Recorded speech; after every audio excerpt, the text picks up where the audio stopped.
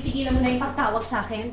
Well, sinabi ko naman sa'yo, hindi mo na kayo pwedeng magkita ng anak mo. Lisa, gusto kong malaman mo na wala akong kinalaman doon sa pagnakaw ng telepono. Alam mo yun. At bakit ako maniniwala sa'yo? Eh, hindi ko naman alam tumatakbo dyan sa isip mo. Lisa, kilala mo ako, di ba? Hindi ko magagawa yun. Paul, kahit mabuting tao nakakagawa ng masama kapag desperado na. Lisa. Sumunod ka na lang. Teka muna, huwag ka na makikialam dito, pwede? No! Stay away from them. Sino ka ba sa tingin mo? Baka nakakalimutan mo, annulled na kayo ni Lisa. So you don't have the right. Tama na. Tama na. Stay away from Iya. She doesn't need a good-for-nothing father like you. Tama na. Hello? Hello? Anong nangyayari dito? At sino ka? Obviously, girlfriend niya. Hindi ko pa. siya... I mean, hindi, no? Halika na. Let's go. Let's go. Let's go.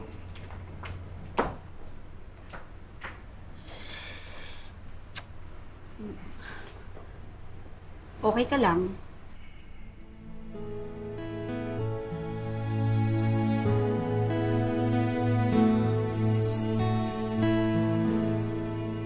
Ang wish ko po, sana makasama namin si Papa ngayong Christmas and forever.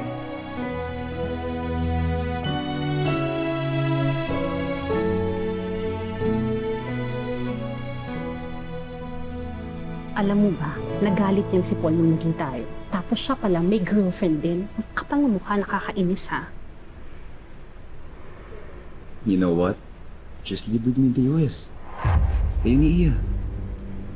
Sigurado ka? Yeah. May visa naman kayo. You can fly with me before Christmas, then pagdating natin doon, you can get married so you can stay there permanently. Paano si Paul? Sigurado hindi papayag yun. Then don't tell him that we're living. Wait. Don't tell me may feelings ka pa rin sa kanya. What? Siyempre wala na. Iniisip ko lang si Iya. Eh siyempre hindi ko naman pwedeng ilayo sa papa niya ng ganun-ganun na lang. Fine. So deal with it. Pero I'm telling you wala kang future dito. So come with me. Mama! Loko! Junior ko tayo ni na Papa together ngayong Christmas.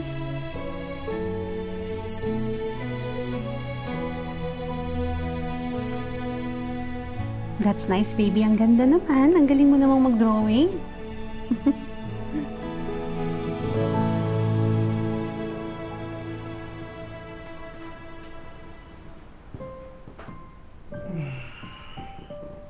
Paul. Ano, bakit? Hindi ka ba papasada? Bakit pa? Hindi ko naman makakasama ang anak ko.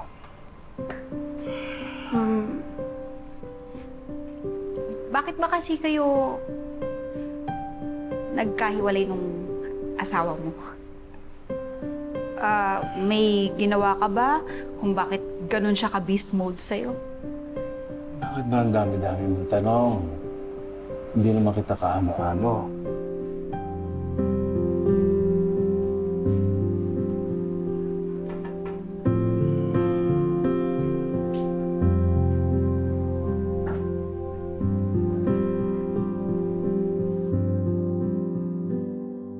Tama ka.